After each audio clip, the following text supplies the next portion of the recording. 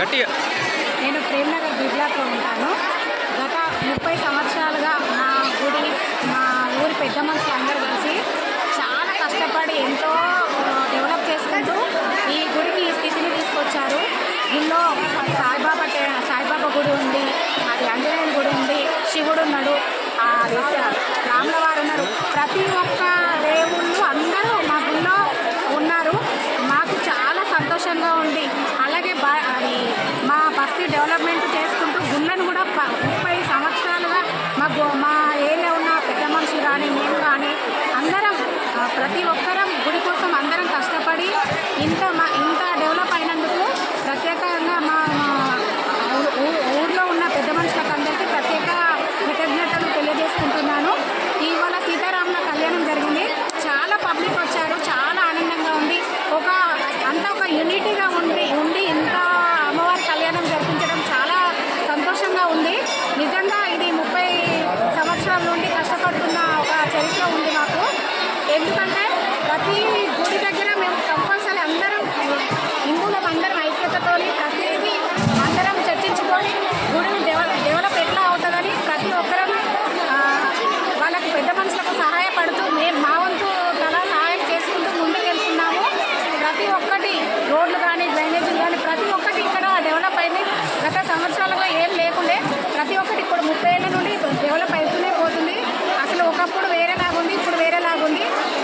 ఇక్కడ కళ్యాణం జరిగింది. ఈరోజు అందరికీ అన్నదానం కూడా అందరికీ అందుబాటులో, అందరికీ పెద్ద మనుషులు అందరూ కలిసి అందరికీ భోజన సదుపాయం కూడా ఇక్కడ పెద్ద మనుషులు అందరూ కలిసి ఏర్పాటు చేయడం జరిగింది. అందరికీ గుడి తరఫున నేను అందరి తరఫున కృతజ్ఞతలు తెలియజేసుకుంటున్నాను. జై హింద్.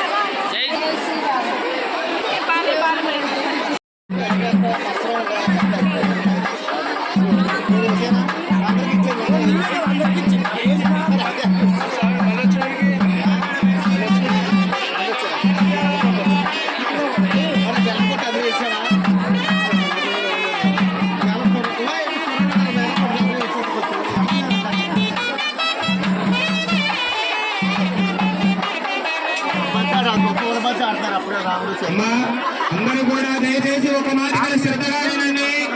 3 సార్లు స్వామివారి దగ్గర బంతి ఆట ఆడడం జరుగుతూ ఉంటుంది. అయ్యవారిగా అమ్మవారిగా ముందు బ్రాహ్మణులు ఆడి తర్వాత పూజ మీద కూర్చున్న వారికి ఆడిపించి మళ్ళీ మా చెంతకు వస్తూ ఉంటుంది. 3 సార్లు బాగా బంతి ఆట ఆడిన తర్వాత 3 సార్లు బంతి కిందికి వస్తుంది. ఎవరైతే బంతి చేతిలో పెడుతూ వారు అదృష్టవంతులు. ఎవరైతే బంతి చేతిలో పెడితే వాళ్ళు ధర్మదత్తమైనటువంటి కోరిక కోరుకొని మళ్ళీ బాలు వెనక్కి పంపించాలి. ఆయన అంటే ఎప్పుడు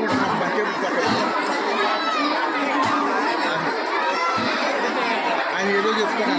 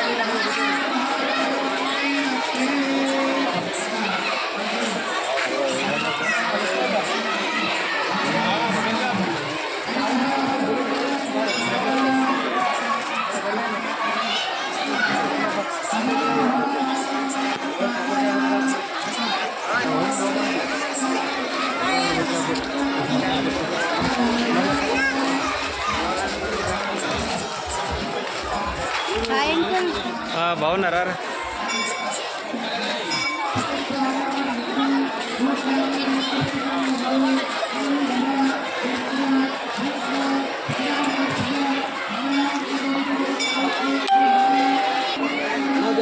అందరూ మాట్లాడి తర్వాత